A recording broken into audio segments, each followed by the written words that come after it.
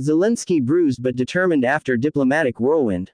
Bruised but motivated, was how one of Volodymyr Zelensky's entourage described how they had been feeling, as a small group of journalists crammed into what felt like an even smaller room at Stansted Airport. The British state had done its best to give the Ukrainian president, all bells and whistles, when he arrived in the UK for a summit with 18 world leaders after his dressing down by Donald Trump and J.D. Vance on Friday night, a government source told me. He shared an embrace with Sir Keir Starmer outside number 10, where he was greeted with spontaneously cheering crowds, and met with King Charles for tea. But it was telling that in the 90 minutes before his plane's wheels went up as he heads back home, Zelensky wanted to go on the record to make his arguments to the world, this time speaking only in Ukrainian, to make sure he was not misunderstood. Bruised but motivated, was how one of Volodymyr Zelensky's entourage described how they had been feeling, as a small group of journalists crammed into what felt like an even smaller room at Stansted Airport.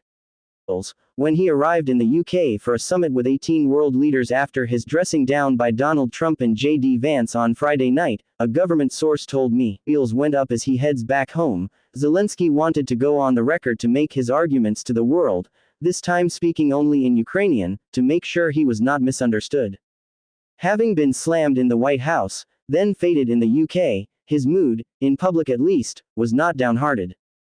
"If we don't keep our spirits up, we're letting everyone down," he said. He made positive noises about Sir Keir and French President Emmanuel Macron's plan to grab hold of the plans for peace before presenting them to the US, for Europe to up its game, developing its own more convincing security guarantees.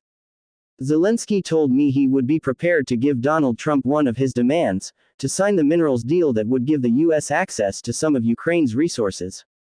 Beyond that, despite all the pressure of a 3-year war, under all the demands from the White House which, fairly or not, has the power to protect or abandon his country, on Sunday night Zelensky stood firm. He told us it was wrong at this stage to discuss giving up territory Russia has captured, and it was too early to be talking about lines, which the Prime Minister had mentioned earlier. He would not apologize to Trump or express regret for anything that happened in the Oval Office, which at the moment, the US President's camp is repeatedly calling for. Even the boss of NATO called for Zelensky to find a way to reset his relationship with the US leader.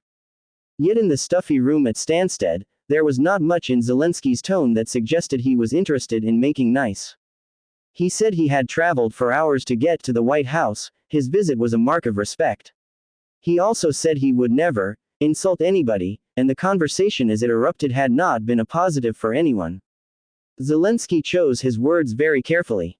He tried to an extent to avoid a post-mortem of what went on. He was not rude about Trump, he barely mentioned him by name, and suggested tensions would pass. If you watched the full horror of what happened in the Oval Office, you may well not blame Zelensky for feeling it's simply not for him to say sorry. If you listen to him talk about what has happened to his country, you can understand why it feels so impossible at this stage for him to acknowledge compromises might have to come to end the war. Watching him in person talk about the violence and the suffering that has been unleashed, you sense his total disbelief that anyone might not see the world his way, where Russia's aggression means Putin must not be spared punishment, and his people should be protected at all costs. But the reality, neither Zelensky nor any Western leader so far has persuaded Trump to adopt that moral clarity on this war. And even if it's painful, without a willingness to compromise, it's hard to see an end to this war. Zelensky is, though, a master communicator, genuine, doubtless, but also a performer by trade. Our freedoms and values are not for sale, a message of no surrender Zelensky wanted to communicate, along with a willingness to sign the minerals deal. He again expressed his thanks for the backing of the US and other countries. But don't forget right now, for all of the encounters we have with the leaders involved in public, there are so many more between them and their teams behind closed doors. Just when our conversation was coming to an end, a suggestion that Macron and Sir Keir were proposing a month-long truce as part of their plan for peace reached my phone. Did President Zelensky know and would he agree such a deal? I asked. I am aware of everything, he joked, getting a laugh in the room, then offering handshakes and photos on his way out to the plane. He may have wanted to have had the last word at the end of a dramatic and difficult weekend. But the conversation about this conflict has many weeks, if not many months to run.